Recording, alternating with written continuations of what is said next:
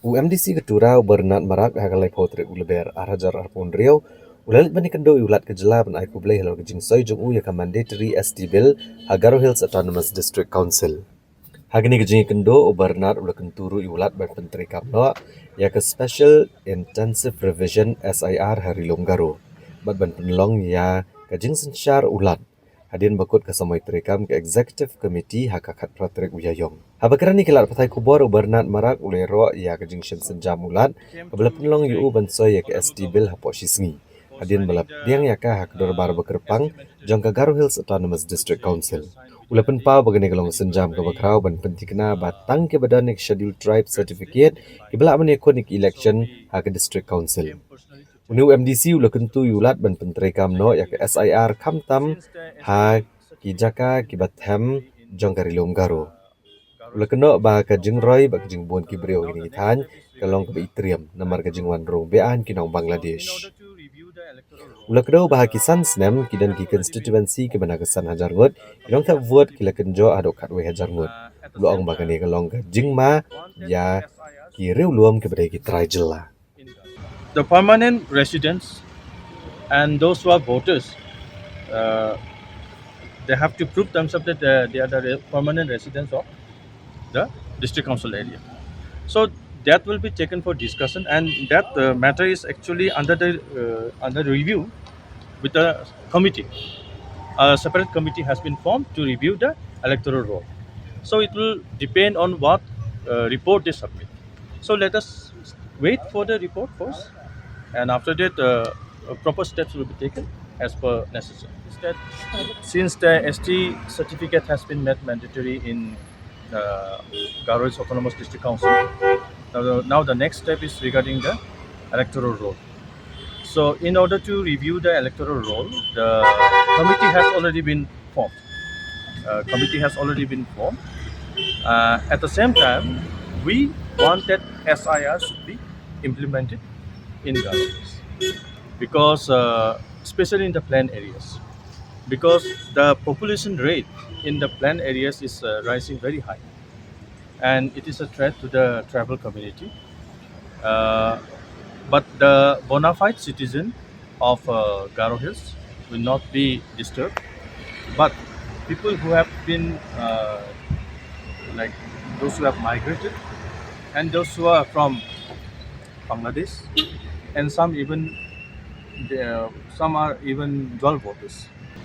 This extension, I think, Honorable Governor has actually allowed 6 months extension, but there are certain uh, things has to be completed.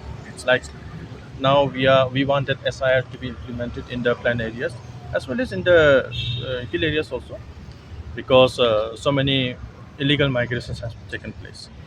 So if you see it from that side, it is a genuine step which has been taken by the governor, because some rectification has to be done. That is one thing.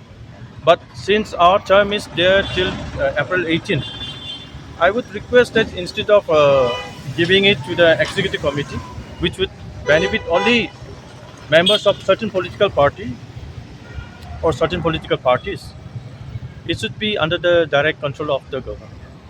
I think it will be a better decision. Even the term is extended, it should be under the control of the governor. The bona fide citizens, even the non-tribals, be it from Hindu community or be it from Muslim community, the bona fide citizen respect the provision of the sixth schedule.